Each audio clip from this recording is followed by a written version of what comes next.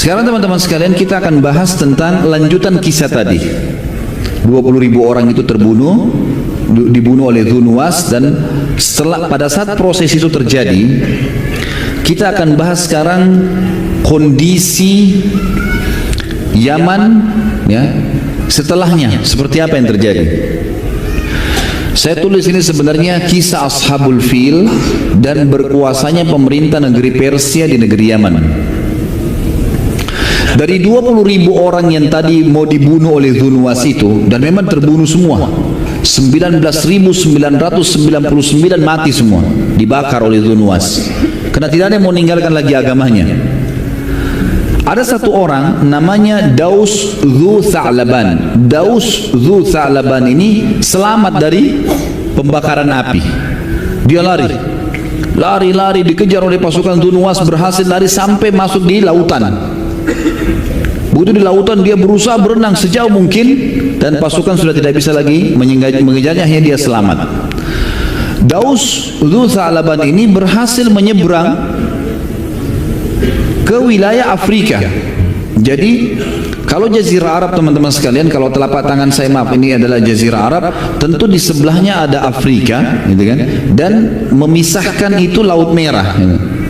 Jadi dia turun di Laut Merah, dia berenang aja terus, berhasil sampai ke wilayah Afrika.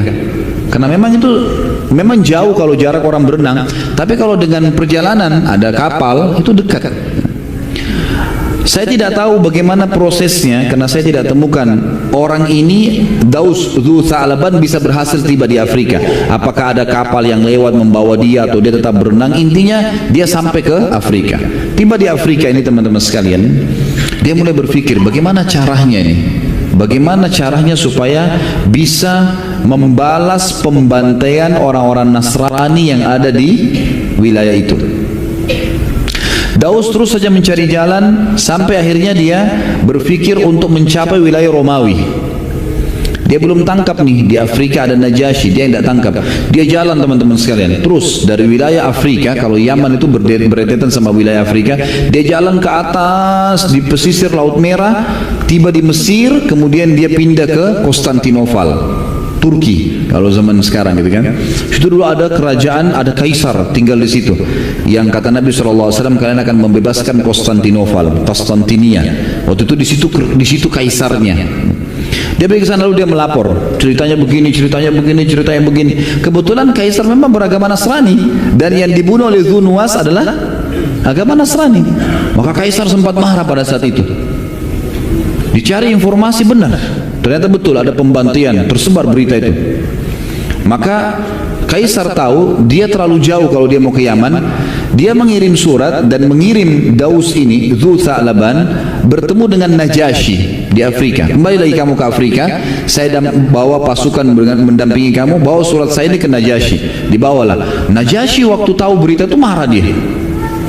Bagaimana bisa nih si Dhu Nuwas yang sudah meninggalkan agama Yahudi, plus lagi dia mengaku Tuhan, lalu membunuh orang-orang Nasrani sampai 19.000 sekian orang. Maka dia pun membentuk pasukan. Pasukannya, teman-teman sekalian, itu disuruh masuk menyerang Yaman dan dipimpin oleh dua orang. Salah satu dari dua nama ini antum sangat kenal namanya, Iryad dan Abraha. Jadi Iryad ini kepala panglima perang. Abraha yang nanti bentuk pasukan gajah nyerang Mekah, itu adalah wakilnya Iryad, diutus oleh siapa? Najasyi, untuk menyerang Yaman, menyerang Dhu Nuwas. Tangkap gak ini? Sayang kalau tidur nih informasinya. Walaupun alhamdulillah, masya Allah, sudah tidak ada yang tidur ya. Jadi teman-teman sekalian, berangkatlah pasukan Najasyi dipimpin oleh Iryad dan Abraha. Untuk apa? Nyerang Dhu Nuwas. Terjadi peperangan besar antara pasukan Najasyi dengan Dhu Nuwas. Setelah berperang beberapa hari, ternyata pasukan Dhu Nuwas kalah. Pasukan Dzunwas kalah. Dan Dzunwas ini lari terus sampai masuk ke Laut Merah dan akhirnya tenggelam, mati di situ. Dzunwas akhirnya mati tenggelam. Dengan matinya Dzunwas, kerajaan Yaman jatuh di tangan orang-orang Nasrani, tepatnya di tangan Najasyi. Dan yang menjadi pemimpin di Yaman adalah Iryad, panglima perang tadi. Baik, satu demi satu teman-teman, ini jangan sampai lepas karena ini informasinya bersambung ya. Iryad ini jadi gubernur Najasyi, tapi kalau di Yaman dianggap dia raja. Zalim orangnya, Iryad ini. Suka mengambil haknya orang, menindas, bahkan orang pasukannya sendiri dari Afrika itu ditindas sama dia. Zalim. Abraha orangnya baik. Abraha nggak mau lihat ini kezaliman. Dalam buku sejarah dikatakan begitu. Maka dia nasihatin Iryad, Iryad nggak mau. Apa yang terjadi? Dia ngajak pasukannya dari Afrika yang tidak setuju dengan keputusan Iryad untuk memberontak. Bertemulah pasukan Abraha dengan pasukan Iryad. Dua-duanya pasukan Ethiopia nih. Berperang. Waktu sebelum berperang, Abraha kirim surat kepada Iryad. Wahai Iryad, daripada pasukan Afrika habis semua nanti, mati pasukan Najasyi ini, kita perang habis-habisan, Yaman kembali lagi nanti. Lebih baik kita berdua yang duel. Siapa yang menang? Dia pemimpin. Iryad ini dalam buku-buku sejarah dikatakan teman-teman sekalian, orangnya sangat kekar, kuat, gitu kan. Kemudian dia tahu Abraha, kapasitasnya Abraha, keterampilan perangnya di bawah dia. Ya seperti orang kalau ahli bela diri, mungkin ini sudah sabuk hitam, ini masih sabuk merah tuh. Baiklah, saya terima tantangannya, kata Iryad. Duel nih dua orang. Duel sampai akhirnya Abraha sempat dipotong hidungnya oleh Iryad. Orang yang hidungnya terpotong dalam bahasa Arab namanya Ashram.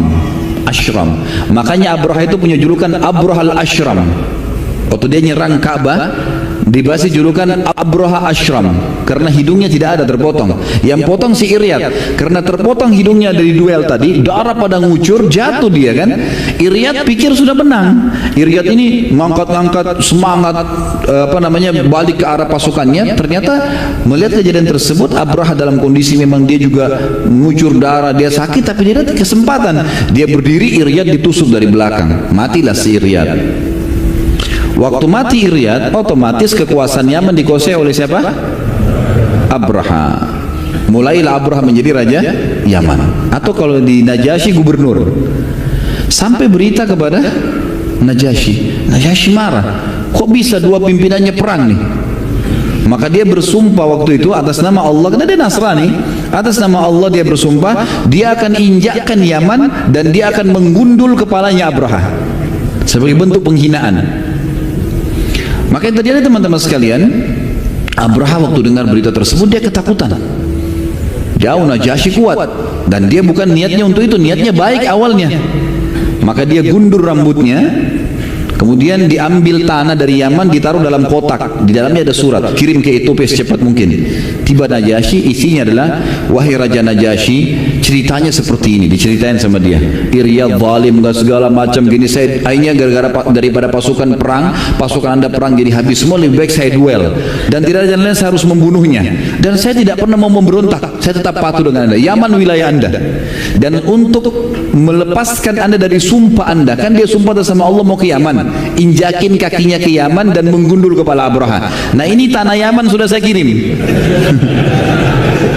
Tinggal anda injak, selesai sumpahnya. Dan kepala saya sudah saya gundul, sudah selesai. Nah rupanya Najasyi terima itu. Diterima sama Najasyi. Baiklah, sudah. Yaman dari wilayah saya, ceritanya sudah jelas, ya sudahlah, nggak apa-apa. Tapi rupanya teman-teman sekalian, si Abraha ini ketakutan. Ini jangan sampai, karena tidak ada telepon kayak kita sekarang bisa mastiin dengar suaranya. Ini bisa saja tiba-tiba pasukan Najasyi datang dari Afrika bunuh dia. Untuk membuktikan pengabdiannya pada Najasyi, dia membangun sebuah gereja besar namanya Qulais. Namanya gereja Qulais ya. Sampai sekarang di Yaman masih ada sisa-sisa temboknya. Gereja Qulais ini dia bangun untuk menyenangkan Najasyi. Kalau dia betul-betul tetap mau tunduk dengan Najasyi. Dan dia kirim surat kepada Najasyi, saya akan membangun sebuah gereja namanya, saya berikan nama Qulais, gitu kan.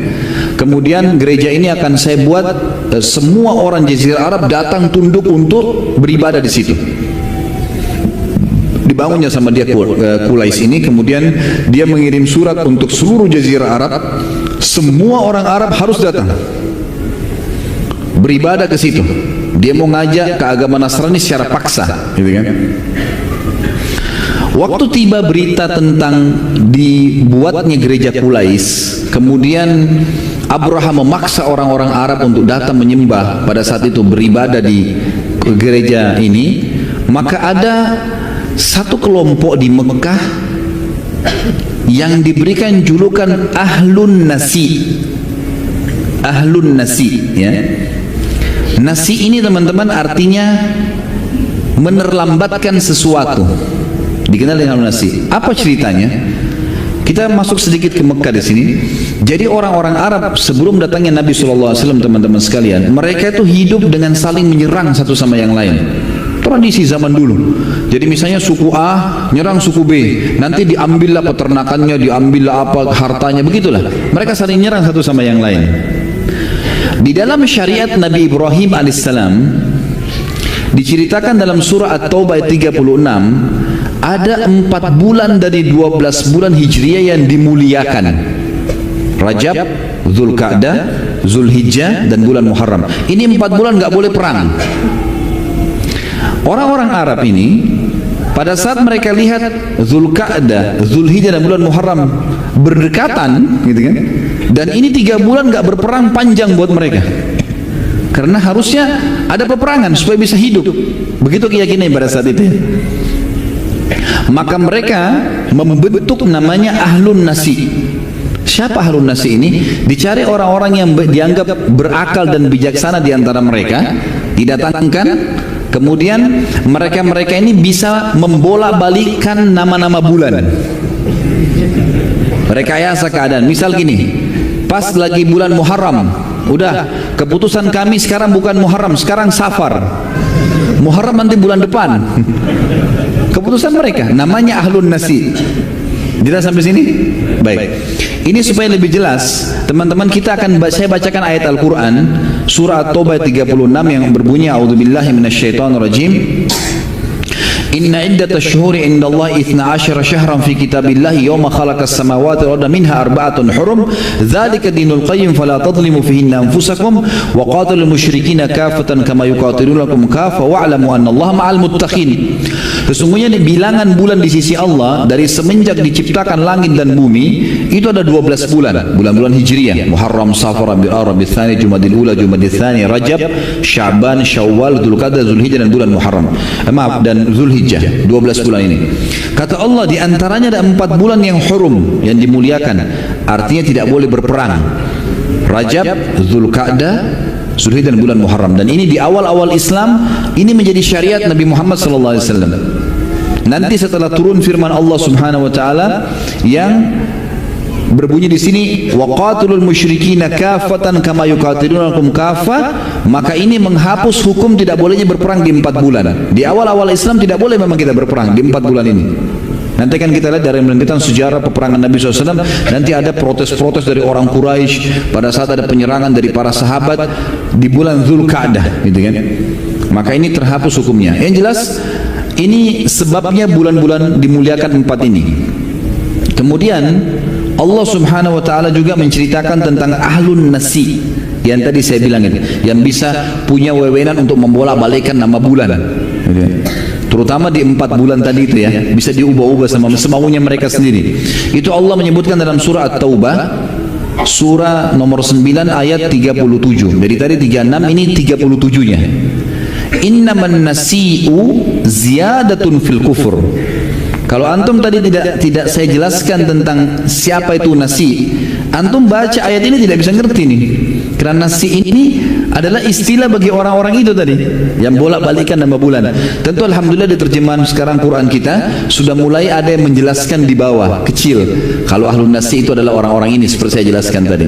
Kata Allah, innaman nasi'u ziyadatun fil kufur yudallu bihi alladhina kafaru yuhallunahu 'aman wa yuharrimunahu 'aman liwati'u iddata ma harramallahu fayuhillu ma harramallah zuina lahum su'u a'malihim wallahu la yahdil qaumal kafirin. Sesungguhnya mengundur-undurkan bulan haram, bulan yang dimuliakan, itu adalah nasi, itu adalah keburukan,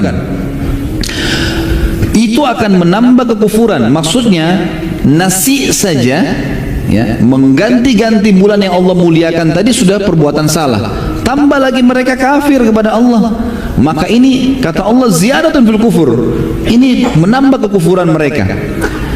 Tersesatkan orang-orang kafir dengan mengundur-undurkan bulan-bulan tersebut. Mereka menghalalkannya pada satu tahun dan mengharamkannya pada tahun yang lain, agar mereka dapat menyesuaikan dengan bilangan yang Allah haramkan. Maka mereka menghalalkan apa yang diharamkan Allah. Syaitan menjadikan mereka memandang perbuatan mereka baik, yang buruk itu menjadi baik, dan Allah tidak memberi petunjuk bagi orang-orang yang kafir. Baik, saya ini cuma menjelaskan makna nasi ya.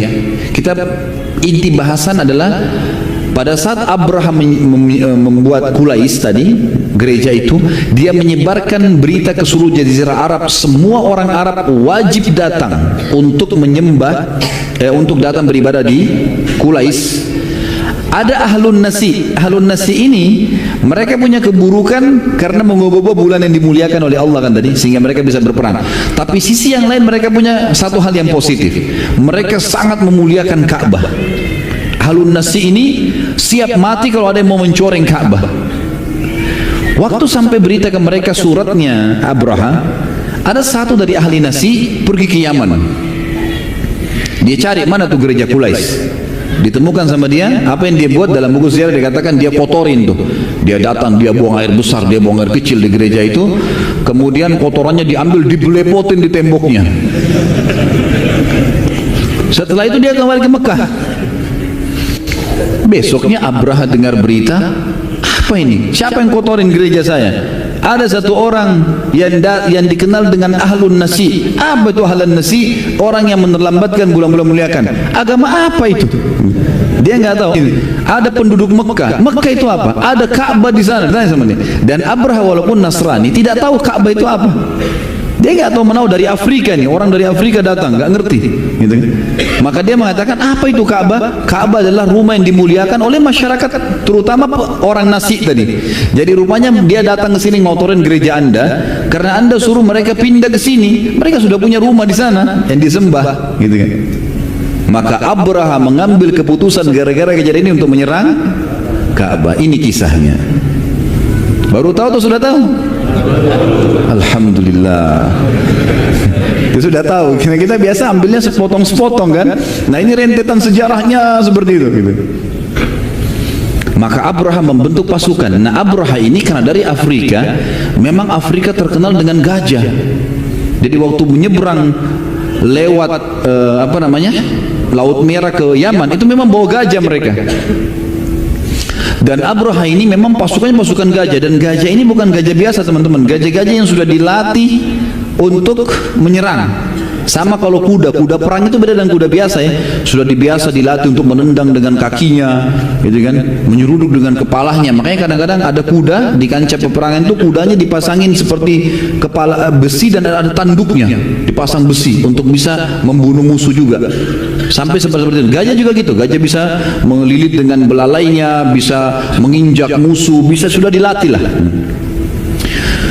Di kawanan gajah ini itu ada pimpinannya. Jadi memang subhanallah di hutan juga kalau kita lihat gajah itu selalu saja di gajah itu gerombolan, nanti di depannya itu ada satu gajah yang itu memimpin. Gajah itu kemana yang lainnya ikut. Biasanya orang yang suka nangkap gajah itu, ini bukan saya ajarin caranya ya. Jadi yang gajah depan itu ditarik, yang lainnya ikut. Nah Abraha punya satu gajah berwarna putih, agak berbeda deh, yang selalu jadi pimpinan. Maaf kalau ada yang sama namanya.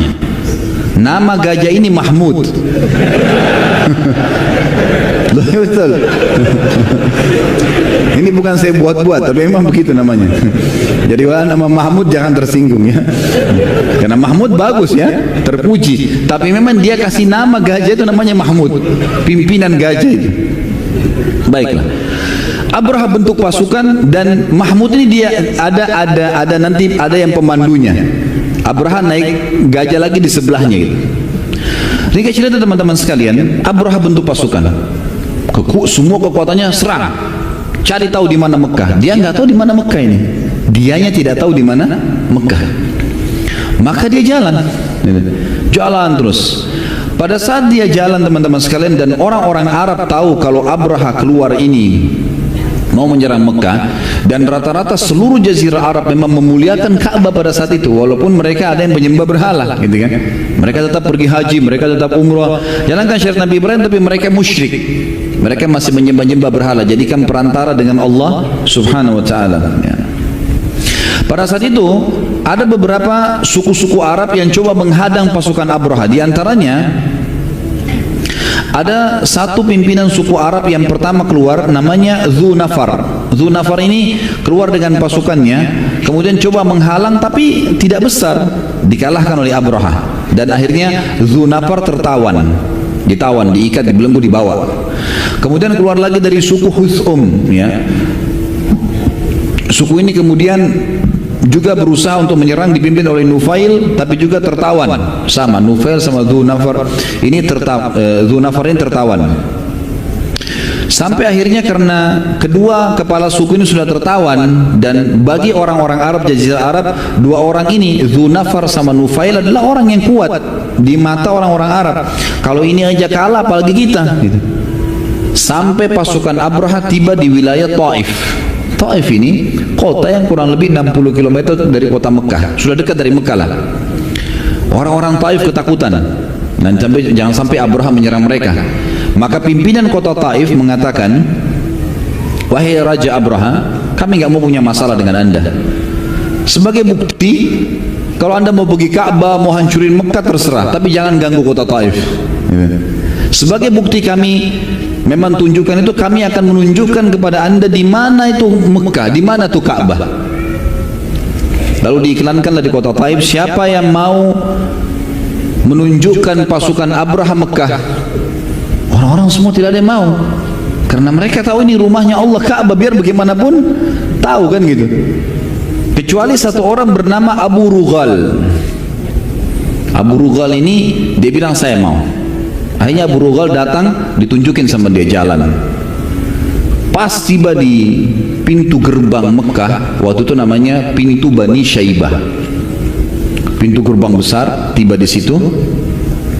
Maka Abu Rughal mati, yang menunjukin jalan. Pasukan Abraha sampai di situ. Semenjak itu teman-teman sekalian, dan sampai hari ini, setiap ada orang yang berkhianat dipanggil Abu Rughal. Setiap orang berkhianat. Jadi kalau antum dengar ada orang Arab bilang Abu Rughal, berarti pengkhianat tuh. Dan kuburannya yang ada pada saat itu di dekat pasukannya Abraha, setelah Abraha pun dihancurkan oleh Allah nanti, itu selalu orang Arab rajam. Jadi dari jauh dilemparin batu, dirajam kuburan, dijadikan marjam, tempat melempar batu kuburannya si Abu Rughal, karena dianggap dia berkhianat. Semua orang Arab nolak kecuali dia sendiri gitu.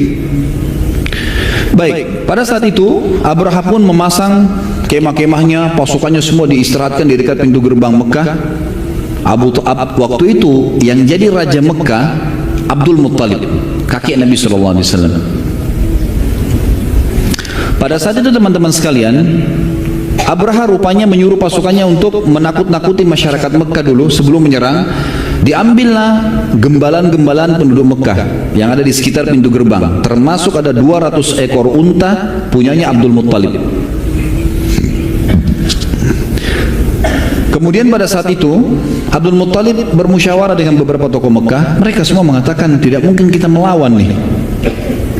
Pasukan gajah sudah datang, kelihatan kekuatannya, suaranya, segala macam, nggak mungkin.